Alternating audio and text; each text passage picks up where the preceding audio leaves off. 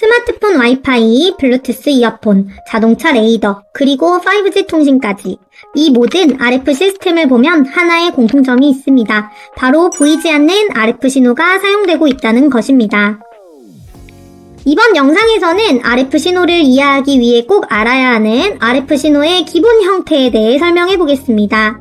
사인파, 사각파, 펄스와 같은 기본 파형이 무엇인지 살펴보고 디지털 신호도 왜 RF 신호가 될 수 있는지, 그리고 고조파와 EMI가 어떻게 발생하는지까지 함께 알아보겠습니다. 먼저 가장 기본적인 개념부터 생각해 보겠습니다. 우리가 흔히 말하는 RF 신호는 사실 특별한 종류의 신호라기보다는 시간에 따라 변하는 전압 또는 전류 신호입니다.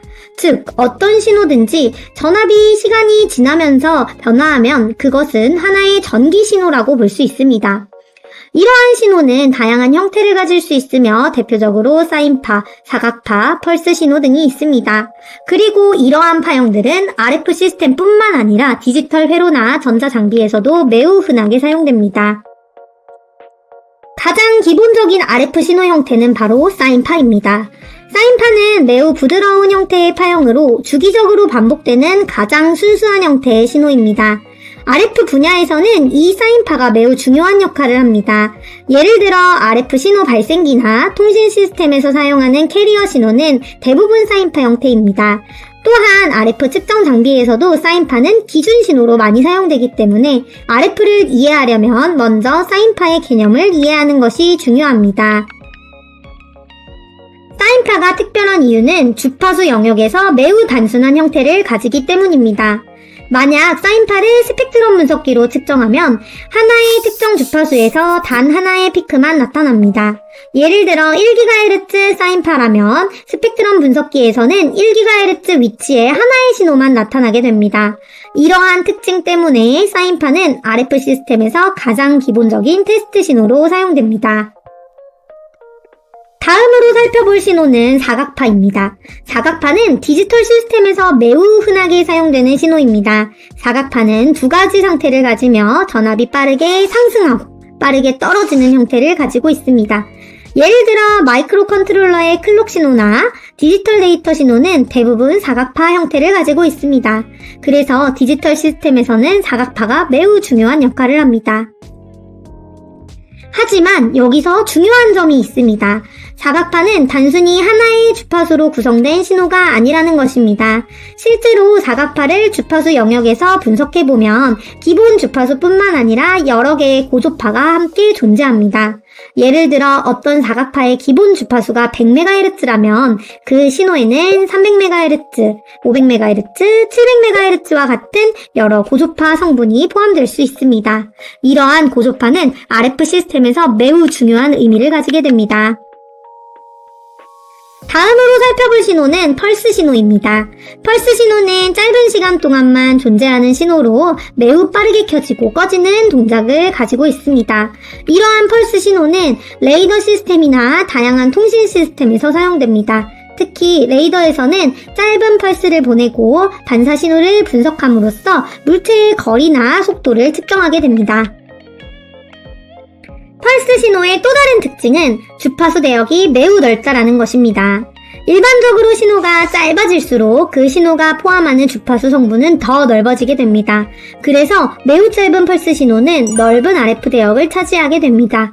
이러한 이유로 레이더나 초고속 디지털 시스템에서는 매우 넓은 스펙트럼이 나타나는 경우가 많습니다. 여기서 한 가지 흥미로운 질문이 있습니다. 디지털 신호도 RF 신호일까요? 결론부터 말하면 그렇습니다.